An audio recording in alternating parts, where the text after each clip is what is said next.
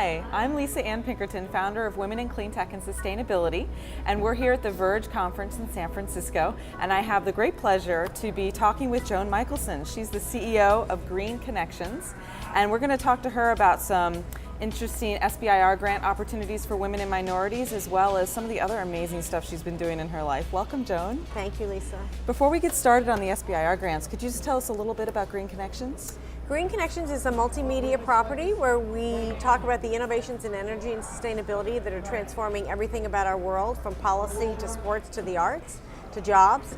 And we tend to feature mostly women experts because I want to increase the visibility and the economic opportunities for women. We don't talk about it a lot, we just do it.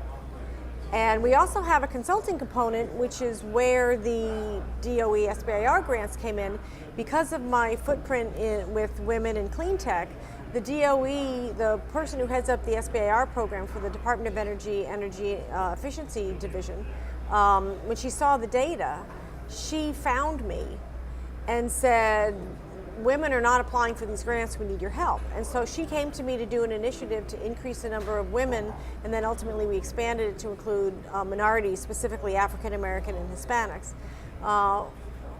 in the SBIR program, because women are just not applying. And it's symbolic of what's happening with women in the space in general. They're not seizing the opportunities. Women, what I call self-cancel. They say, I'm not, oh, well, it won't be enough, or my business isn't enough, or they won't hire me because of X, or they won't accept me because of Y, or they won't fund me because of Z, instead of just going for it. Mm-hmm. Yeah, we know that in the research, most men will see a job application and they'll have 6 of the 10 qualifications, so they'll see themselves as overqualified. Whereas a woman will have 6 of the 10 qualifications and she'll see herself as underqualified and she won't apply.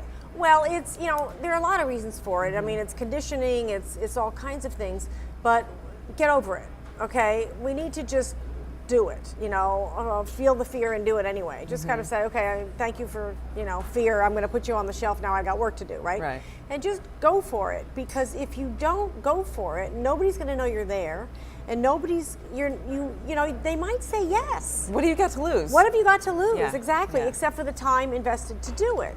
And I hate to see women leave money on the table. Well, your business is often better after doing those grant applications. Well, because it forces you to think about everything. That's an excellent point. A lot of times they say, oh, well, there's too much work. And I go, wait a minute. If you want to grow your business, you have to do this business planning anyway. And frankly, it's giving you a structure in which to do it. And you have to know how you're going to do your marketing. You have to know who your target audience is. You have to know what your revenue models are going to be. And it gets you fired up, because it gives you go, oh wow, now it's real, kind of thing. So, when I go to these conferences, and I do a lot of them, inevitably there are so many more men than women. And, Verge is better than some. It's better this year than last year. But it's still a preponderance, frankly, of white men. And I love men. But women need to show up more. They need to ask their companies if they can go or more. Because what I find is that they're not even asking. They go, oh, well, I knew they wouldn't let me. I go, well, how'd you know? Why assume? Why assume that it's a no? And frankly, even if you ask, and even if they say no this time, then the next time they might say yes. Okay, and it becomes a trading position too. And you're promoting your business. They are actually looking good by sending you to these things. But if you're not here, you don't know the innovations that are going on in the space. You're not privy to the networking that takes place and the deal making. You're not making connections, for your own career, for your business, for your job, for anything, really. And you're not, frankly, when I come to these things, I get fired up because there's so many cool things going on, that the innovations themselves are a tremendous motivator. We do. We work so hard, such long hours, and then when you get home, some of us have kids and house to clean and who knows what. So to be at these events and get inspired and get energized for the next couple of weeks until the next one is really important. But the key is follow-up. Absolutely. You collect the business cards, but you have to take the few hours to send those follow-up emails, because otherwise it doesn't mean the same thing. Right. And and nowadays you can connect on LinkedIn, et cetera. So that's a big one. Yeah, and that's one of the reasons why at Women in Clean Tech and Sustainability we've set up the networking powerhouse classes. So our women are getting, every month they get a new tutorial, a new module on another aspect of networking, because most of us frankly aren't taught networking, number one, or number two, don't need that structure to really do the follow-up. We found out that a lot of women weren't coming to our events at Women in Clean Tech and Sustainability because they didn't know how to network, or they were afraid of it, or they didn't like it. Interesting, really? Yeah. See, I just love talking to people. Well, we're natural extroverts. I know. So in our conversation about the SBIR grants, we kind of glossed over exactly what they are. Oh, so I'm sorry. Could you? They're Small Business Innovation Research Grants. Thank you for doing that. I get stuck in the alphabet soup. They're called Small Business Innovation Research Grants. They're given out by multiple agencies of the federal government, if they ever start working again. And the Department of Energy, the lion's share of them are the Department of Defense. But the Department of Energy has a bunch of them, and each division of the Department of Energy has their own. But they range from about $150,000 to almost $2 million. But you're not eligible for the higher level ones unless you get through the first one. So you have to do phase 1 and then phase 2, and there's a phase 3. But you have to throw your hat in the ring.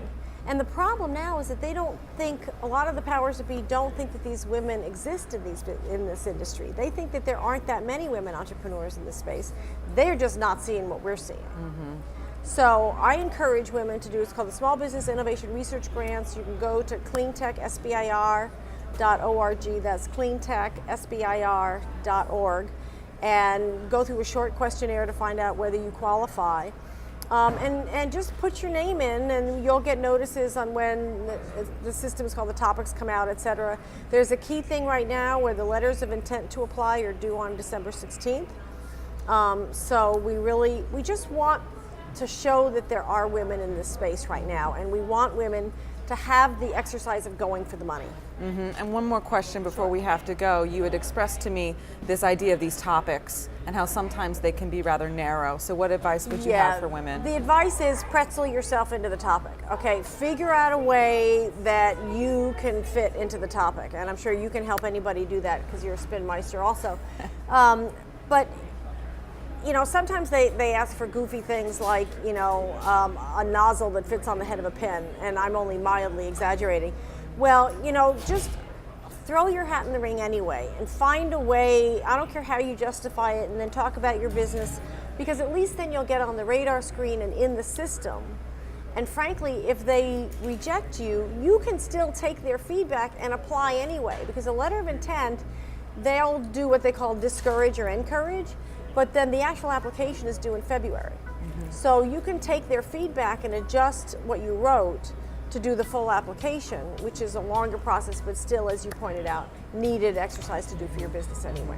Well, excellent. Thank you so much, Joan, for being with us. Oh, you're welcome, and thank you for doing what you're doing. Oh, thank you. Joan Michelson, CEO of Green Connections. I'm Lisa Ann Pinkerton from Women in Clean Tech and Sustainability.